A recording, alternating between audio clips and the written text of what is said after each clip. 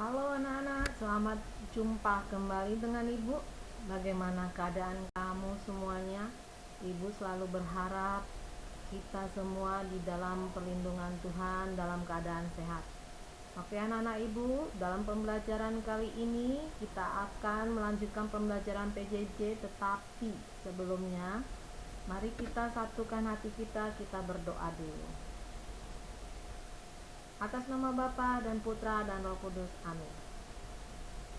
Bapa kami yang ada di surga, dimuliakanlah namamu, datanglah kerajaanmu, jadilah kehendakmu di atas bumi seperti di dalam surga.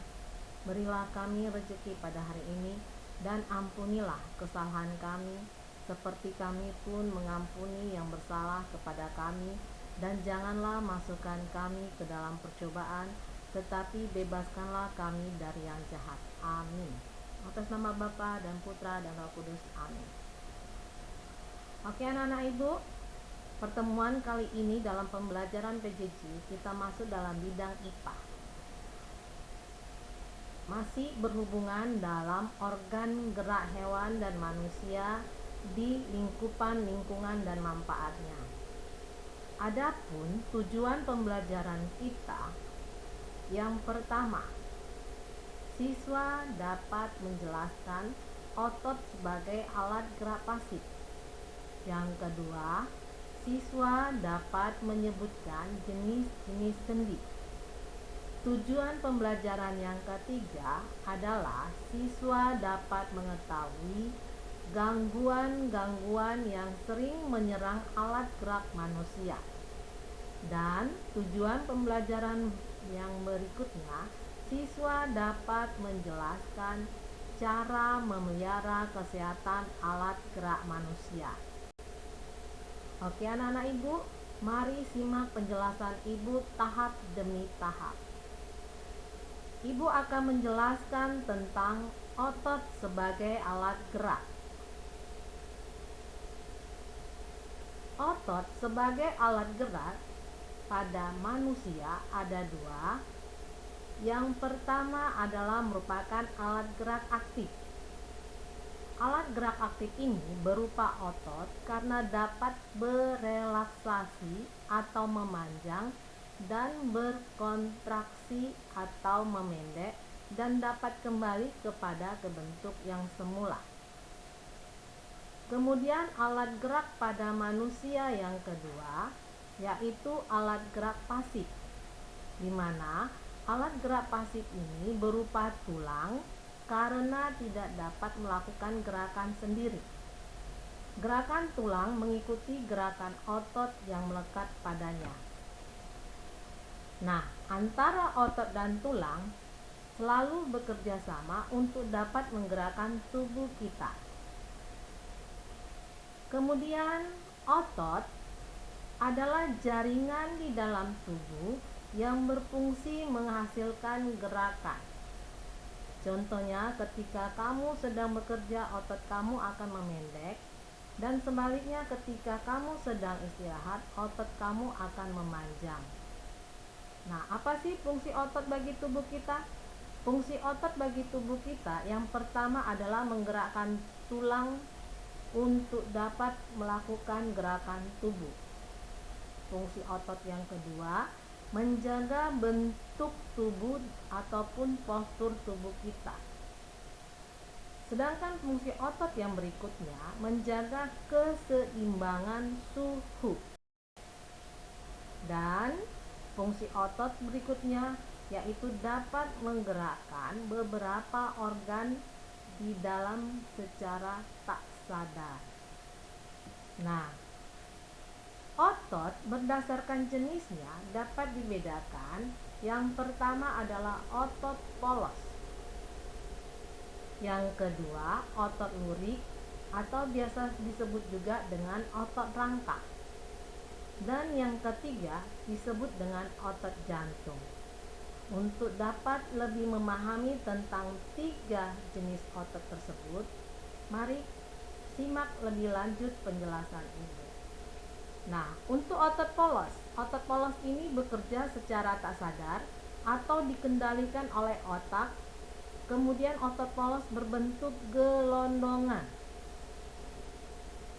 Perhatikan gambar yang ada di layar kamu, bahwa otot polos ini terdapat di organ pencernaan, organ pernapasan, dan organ peredaran darah kita.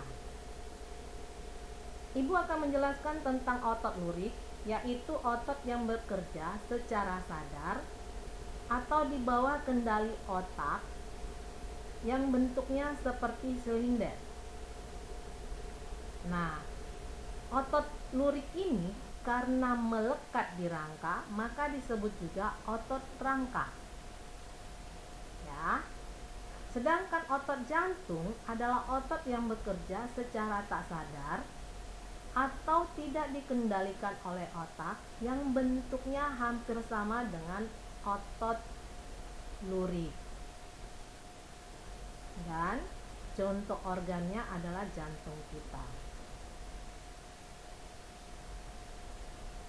Sekarang ibu akan menjelaskan tentang jenis-jenis sendi.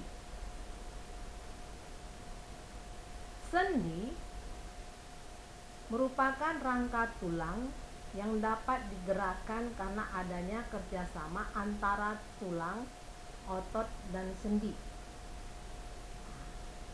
Sendi ini merupakan hubungan dua tulang atau lebih.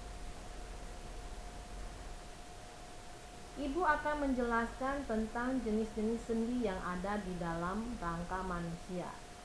Jenis-jenis yang ada di dalam rangka manusia itu ada sendi engsel, ada sendi pelana, ada sendi geser, ada sendi putar, dan ada sendi peluru.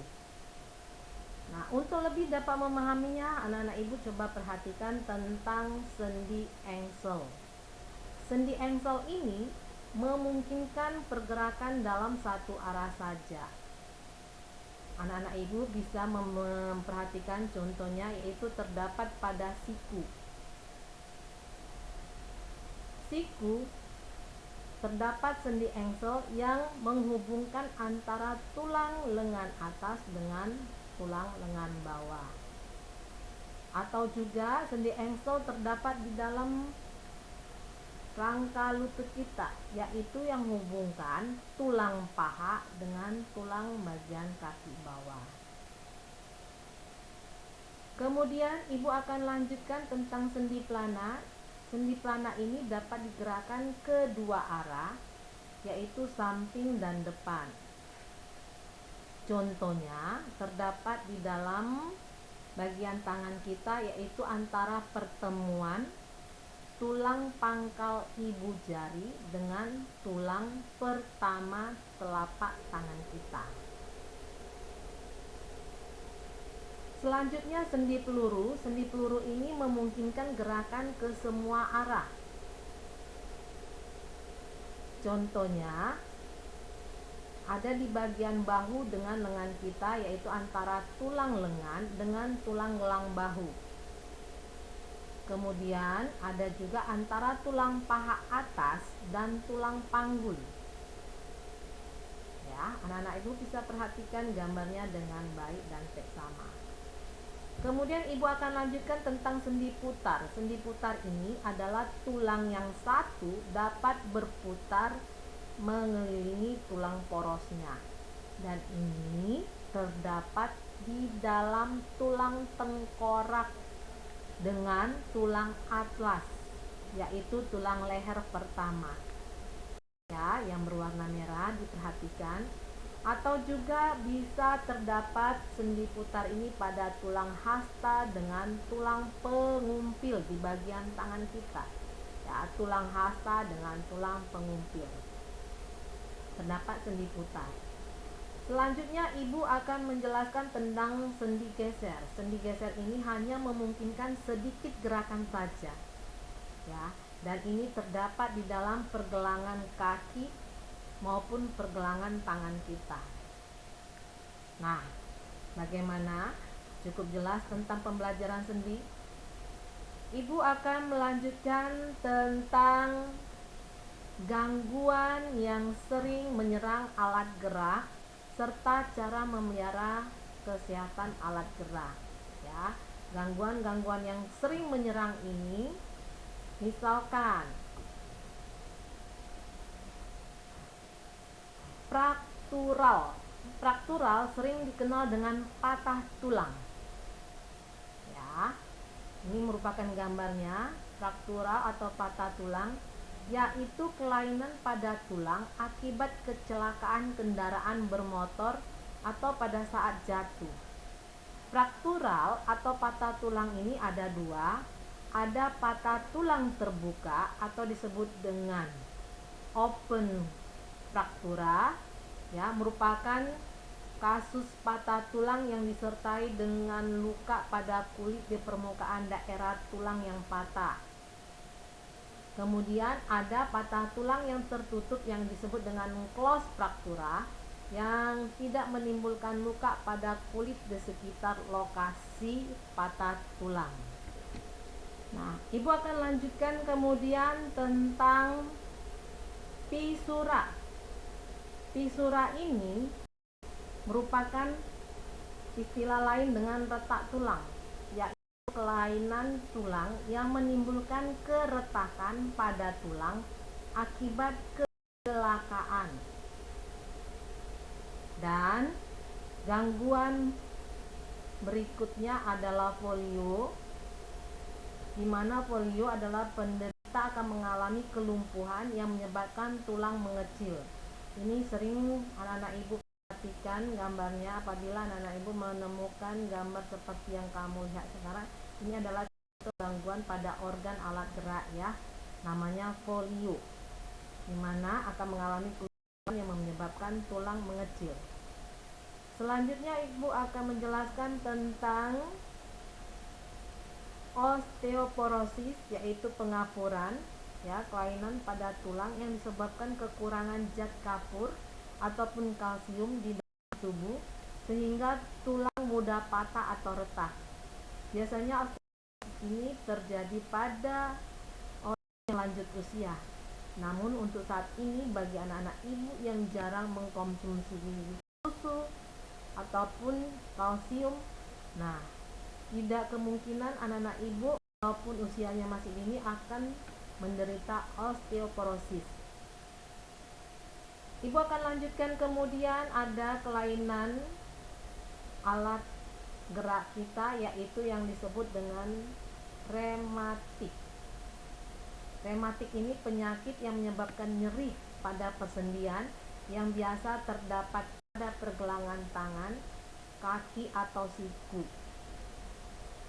Kemudian kelainan tulang pada manusia yang biasa sering terjadi pada anak-anak yaitu kifosis, di mana kifosis ini adalah tulang punggung terlalu bentang dari keadaan normal, kemudian akan berlanjut ke tulang punggung terlalu bengkok ke belakang. Kelainan ini disebabkan karena posisi atau sikap duduk ataupun sikap berdiri yang sering membungkuk.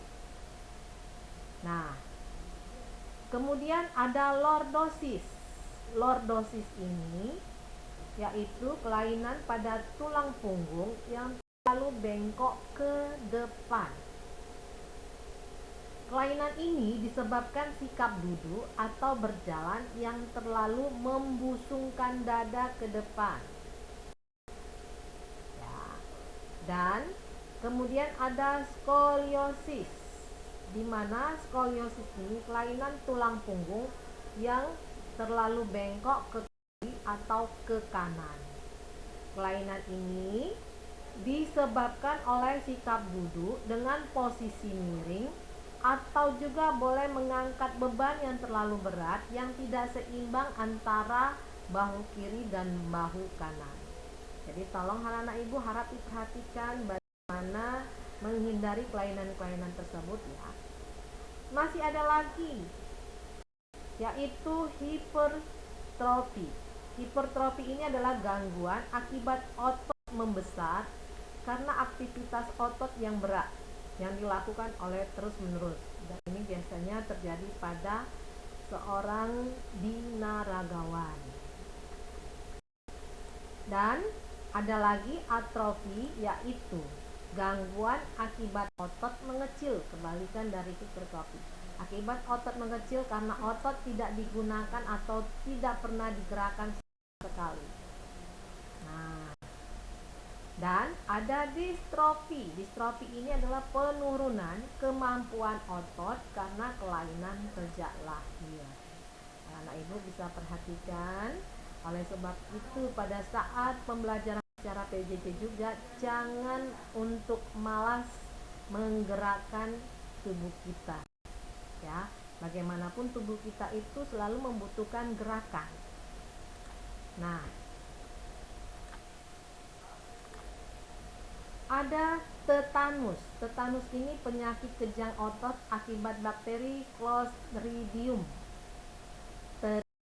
sehingga otot tidak bisa bekerja lagi. Dan ini biasanya terjadi pada anak-anak yang malas untuk menggunakan sepatu atau sendal, senangnya untuk telanjang kaki. Ya, jangan berkegiatan yang rutin untuk menutup kaki kita dengan sendal atau sepatu. Ada lagi berikutnya tentang kram. Kram ini keadaan saat otot tiba-tiba merasa tegang dan sulit digerakkan. Ya, karena apa? Karena ini biasanya tidak pernah melakukan pemanasan di saat olahraga. Jadi selalu menimbulkan kram. Nah, bagaimana cara mengatasi hal-hal yang tadi Ibu jelaskan di depan agar tidak terjadi kelainan pada alat gerak kita? Caranya adalah dengan memelihara kesehatan alat gerak. Contohnya, pertama, menjaga berat badan. Yang kedua, hindari duduk terlalu lama. Yang ketiga, perhatikan postur tubuh yang baik ketika kamu duduk, berjalan, ataupun melakukan kegiatan apapun. Kemudian cara melihara kesehatan alat gerak berikutnya, konsumsi makanan bergizi khususnya untuk tulang, yaitu vitamin D maupun kalsium. Nah, jangan merokok karena dengan merokok dapat dengan mudah berisiko osteoporosis. Olahraga secara teratur, tetapi jangan lupa melakukan pemanasan inti dan pendinginan. Ya, itu merupakan contoh olahraga yang dilakukan secara teratur. Olahraga tanpa pemanasan ataupun tanpa pendinginan itu merupakan bukan olahraga yang secara teratur. Dan terakhir, cara melihara kesehatan alat gerak yaitu jangan terlalu mengangkat beban yang berat. Ya, usahakan ketika lihat kondisi atau postur tubuh kamu. Nah, bagaimana anak-anak? Tentang penjelasan Ibu, ini semua penjelasan Ibu itu bisa kamu baca di dalam buku tema 1 kamu, halaman 64 sampai 65, dan bisa kamu lanjutkan juga pada buku tema 1 halaman 72 sampai 73. Tidak lupa, pembelajaran kali ini juga masih ada kaitannya dengan buku cetak kamu yang terdapat di halaman 12 sampai 19. Oke anak-anak Ibu, dengan pembelajaran kita secara daring ya atau juga pembelajaran kita secara online, Ibu harapkan kamu jangan bosan-bosan untuk dapat memahami pembelajaran ini. Tonton secara rutin video-video yang dikirimkan oleh guru kamu. Nah, akhir kata pembelajaran kita tutup dengan doa penutup. Mari satukan hati kita bersama-sama berdoa. Atas nama Bapa dan Putra dan Roh Kudus. Amin. Salam Maria, penuh rahmat, Tuhan sertamu. Terpujilah engkau di antara wanita, dan terpujilah buah tubuhmu, Yesus. Santa Maria, Bunda Allah, doakanlah kami yang berdosa ini sekarang dan waktu kami mati. Amin. Atas nama Bapa dan Putra dan Roh Kudus. Amin.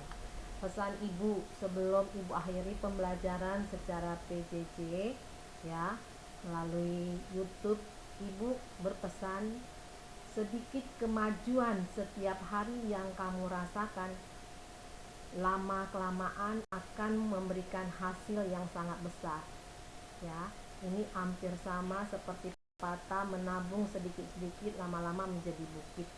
Nah, dari pembelajaran ini Ibu harapkan kamu dapat mengetahui dan dapat memahami penjelasan Ibu. Kurang lebihnya Ibu mohon maaf. Terima kasih.